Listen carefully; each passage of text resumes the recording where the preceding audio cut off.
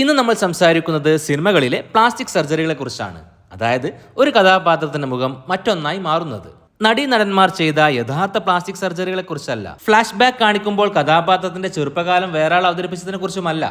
ഒരു സിനിമയിലെ കഥാപാത്രത്തെ രണ്ടുപേർ അവതരിപ്പിച്ചാൽ എങ്ങനെ ഉണ്ടാകും, അത്തരത്തിലുള്ള ചില സിനിമാ കഥാപാത്രങ്ങളെ കുറിച്ചാണ് നമ്മൾ പറയാൻ പോകുന്നത്. അതുപോലെ തന്നെ ഒരു കഥാപാത്രത്തെ രണ്ട് നടന്മാർ അവതരിപ്പിക്കാൻ വേണ്ടി സിനിമയിൽ കാണിച്ചിരിക്കുന്ന ചില ടെക്നിക്കുകളെ കുറിച്ചും നമ്മൾ പറയുന്നുണ്ട്.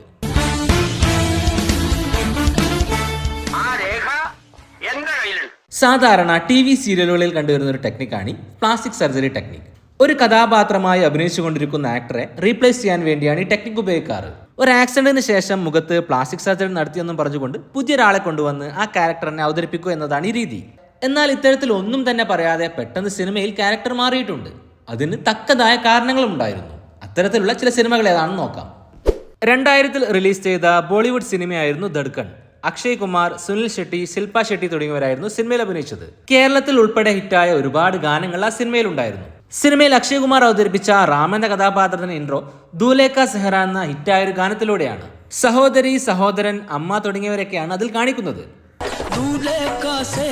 ഈ ഒരു ക്യാരക്ടറിനെ പ്രത്യേകം നോട്ട് ചെയ്യുക.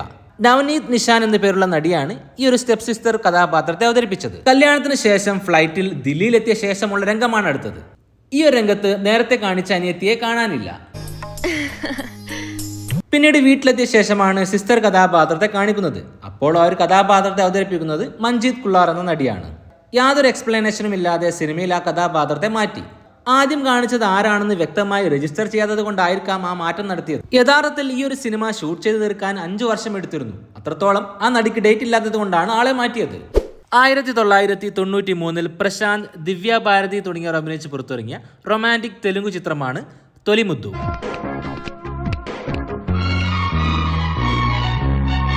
ചിത്രത്തിലെ നായികയായ ദിവ്യ എന്ന കഥാപാത്രത്തെ അവതരിപ്പിച്ചത് ദിവ്യ ഭാരതിയാണ്.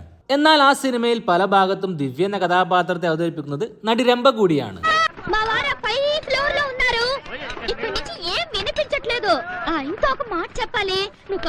സിനിമയിൽ ദിവ്യ എന്ന കഥാപാത്രത്തെ ദിവ്യ ഭാരതിയും രംഭയും കൂടി മാറി മാറി അവതരിപ്പിക്കുകയാണ്. എന്തുകൊണ്ടാണ് ആ കഥാപാത്രത്തെ പൂർണ്ണമായും ദിവ്യ ഭാരതി അവതരിപ്പിക്കാതിരുന്നത്?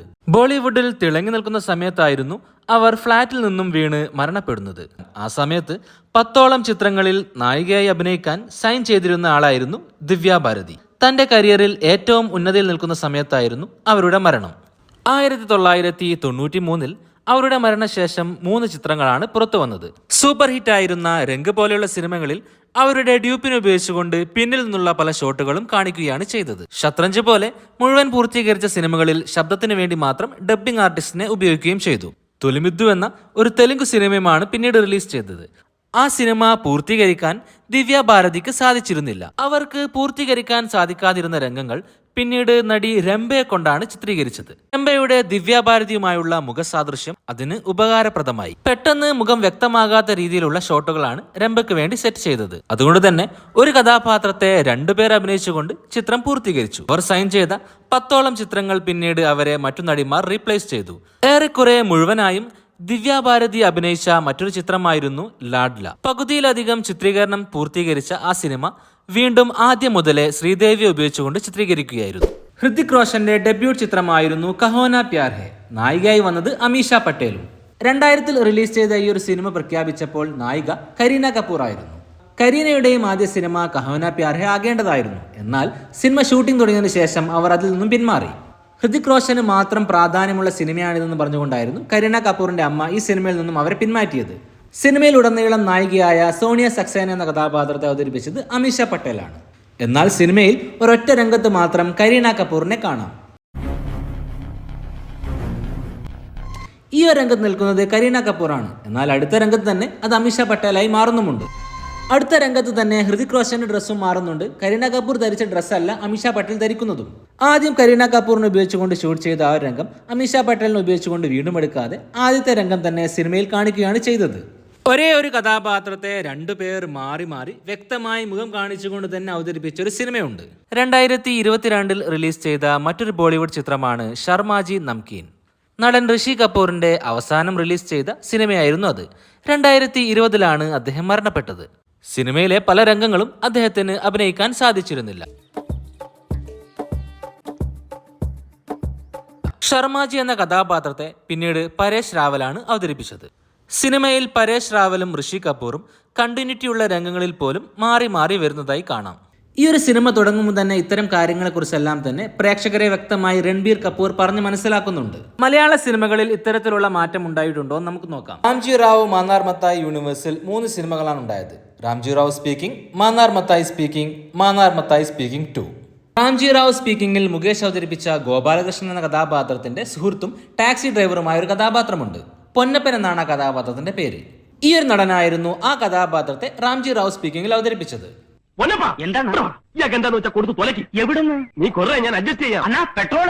എന്നാൽ മാന്നാർ മത്തായി സ്പീക്കിംഗിലും അതേ കഥാപാത്രമുണ്ട്. പക്ഷെ ആ കഥാപാത്രത്തെ ആ സിനിമയിൽ അവതരിപ്പിച്ചത് നടൻ ഇന്ദ്രൻസ് ആയിരുന്നു.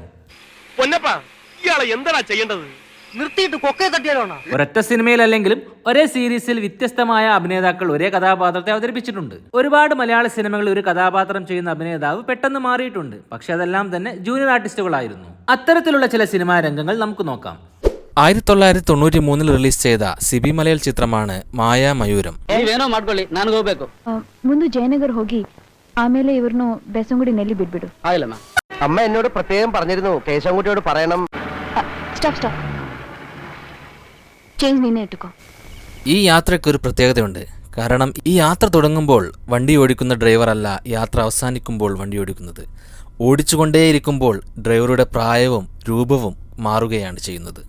യാത്ര തുടങ്ങുമ്പോൾ ഉണ്ടായിരുന്ന മധ്യവയസ്കനായ ഡ്രൈവർ മാറിക്കൊണ്ട് യാത്ര അവസാനിക്കുമ്പോഴേക്കും ഒരു ചെറുപ്പക്കാരനായ ഡ്രൈവറായി മാറുകയാണ്. വണ്ടി ഓടിക്കുന്നവരുടെ പ്രായം കുറക്കുന്ന ഒരു പ്രത്യേകതരം ടാക്സി കാറാണിത്. 2001 രഞ്ജിത്ത് സംവിധാനം ചെയ്ത ചിത്രമാണ് രാവണപ്രഭു.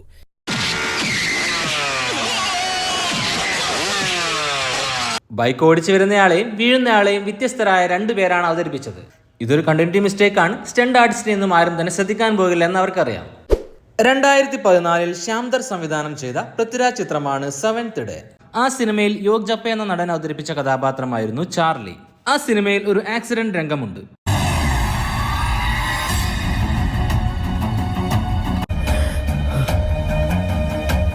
കാറിന്റെ ആദ്യ ഭാഗത്തെ ഷോട്ട് കാണിക്കുമ്പോൾ അതിനകത്തെ ഡ്രൈവറെ ഒന്ന് ശ്രദ്ധിക്കുക. അടുത്ത ഷോട്ടിൽ ആ ഡ്രൈവറെ കാണിക്കുന്നത് ഇങ്ങനെയാണ്. ഒറ്റയിരുപ്പിന് ഡ്രൈവറുടെ രൂപം മാറിപ്പോയി. വ്യത്യസ്തമായ 2 പേരെ വെച്ചുകൊണ്ടാണ് ആ രംഗം ഷൂട്ട് ചെയ്തത്. 1967 പ്രേം നസീർ ചിത്രമായ കൊച്ചിൻ എക്സ്പ്രസിൽ നായിക കഥാപാത്രമായ ഗീതയെ 2 പേർ അവതരിപ്പിച്ചിട്ടുണ്ട്. ഷീലയും വിജയലളിതയും.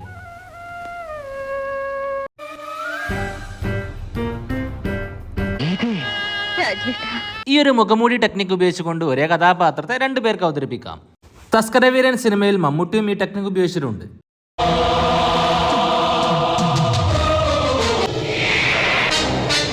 ഡോൺ 2 സിനിമയിൽ 2 നിമിഷത്തേക്ക് ഷാറുഖ് ഖാന് പകരം ഡോണായി ഹൃതിക് റോഷൻ അഭിനയിച്ചതും ഈ ഒരു ടെക്നിക്കിലാണ്.